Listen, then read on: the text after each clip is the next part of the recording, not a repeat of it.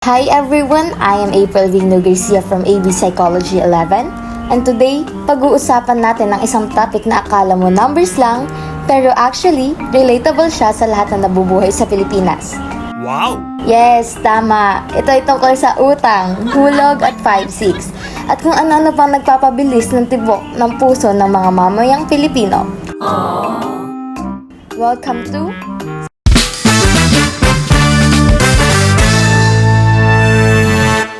Simple Interest.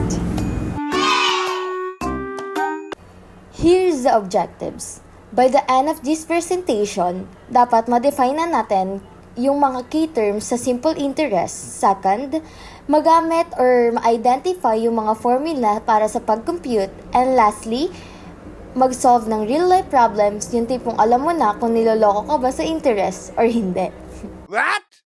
And now, let's define what is simple interest. Simple interest is the amount of money earned or paid for the use of someone else's money over a certain period of time.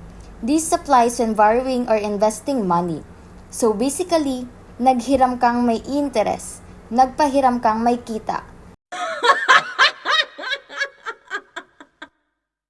Ang pinaka-heart ng topic na ito ay yung formula na I is equals to P or T or I is equals to P times R times T, where I is the interest, P is the principal or the amount borrowed or invested, R is the rate of interest in decimal form, and T is the time in years.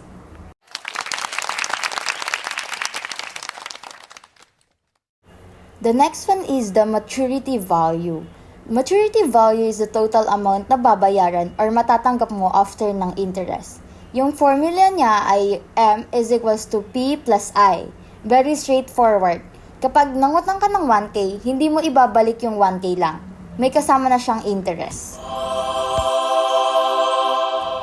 Here's the example problem 1. Mang Cardo, a jeepney driver, borrowed 10,000 pesos from a 5-6 lender. For every 5 pesos borrowed, he pays 6 pesos back. The lender states that this 20% interest is for 2 months. What is the equivalent annual simple interest rate he is being charged? So para mas madali nating ma-analyze, Tagalogin natin. Yay! Si Mang Cardo daw ay umutang ng 10,000 pesos. At dahil yung inutangan niya ay 5-6, yung 5-6 may rule. For every 5 pesos na inutang niya, kailangan ibalik niya ng 6 pesos. The lender says that 20% interest is for 2 months.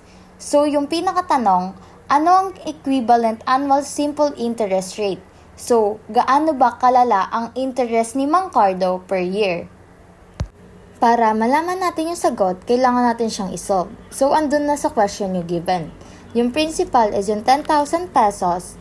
Then, may payment rule na for every 5 pesos borrowed, kailangan ibalik niya ng 6 pesos. Then, yung time is 2 months. So, hanapin na lang natin is yung rate. Step 1. Find the maturity value, where M is equals to P multiplied by 6 over 5 is equals to 10,000 multiplied by 6 over 5 is equals to 12,000. So, ang sabi nga dito, for every 5 pesos you borrow, you pay back 6. So, ang interest ay magiging 0.20 or 20% wherein 1 over 5 siya. So, sa pinakamas madali, M is equals to 10,000 multiplied by 1.20%, so 12,000 yung sagot. Sa step 2, find interest na tayo. So, I is equals to M minus P is equals to, since nalaman na natin yung M, isa-substitute na lang natin yung M sa 12,000. Then, yung P is the 10,000 pesos. So, 12,000 minus 10,000 pesos is equals to 2,000 pesos. Proceed tayo sa step 3. Use simple interest formula. So, dito na yan natin gagamitin yung I is equals to P times R times T. Convert natin yung time. T is equals to 212 is equals to 16 year. So, isubstitute natin. So, 2,000 is equals to 10,000 multiplied by R multiplied by 16. So, isa-solve natin yung R. So, R is equals to 2,000 over 10,000 multiplied by 16.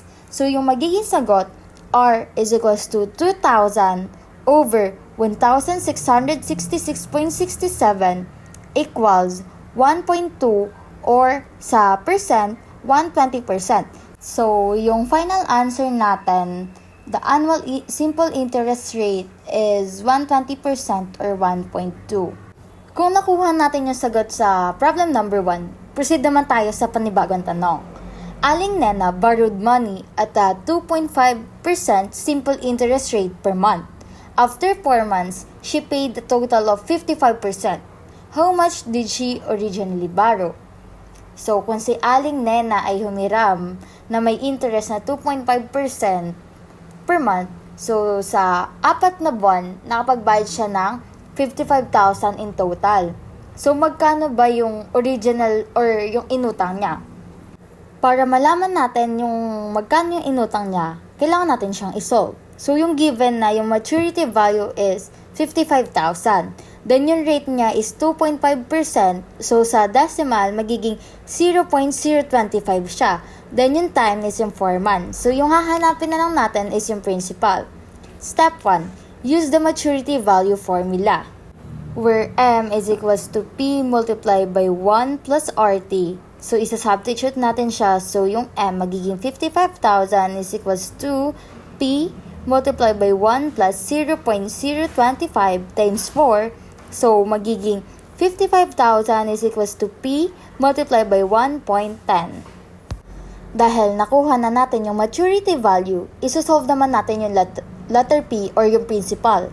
Principal is equals to 55,000 over 1.10 is equals to 50,000.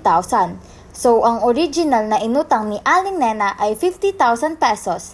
Kaya pala 55K or 55,000 yung binayaran niya, may 5K na interest siya for 4 months. Wow!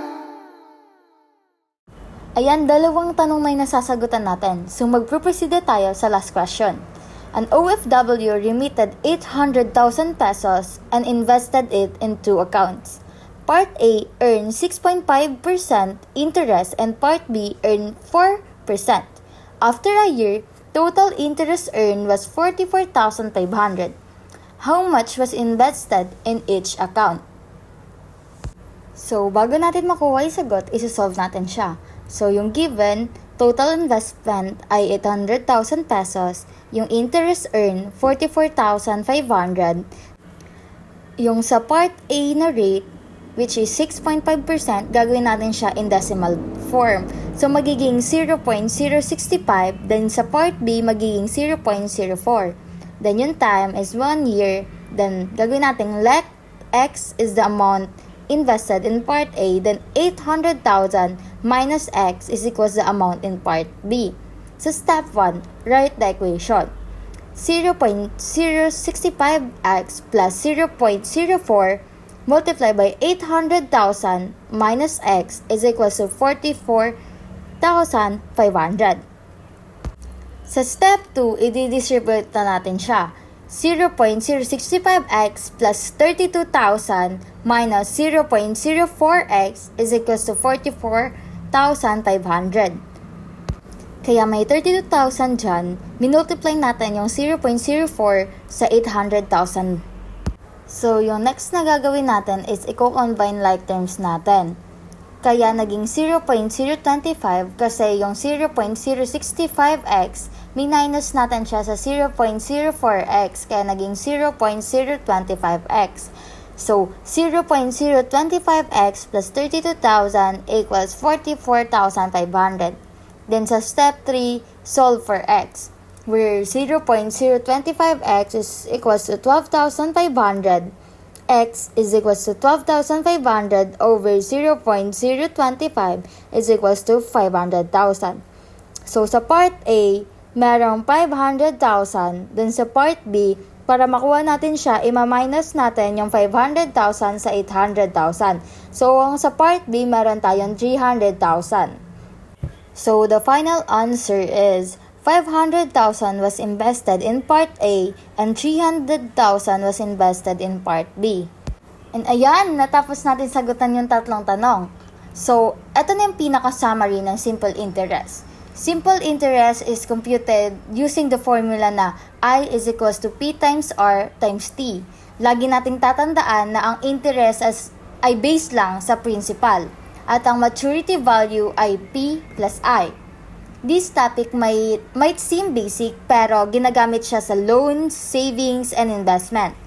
Lastly, understanding simple interest helps us make wiser financial decision. At dyan magtatapos ang aking presentation. Remember, financial knowledge leads to better financial decision.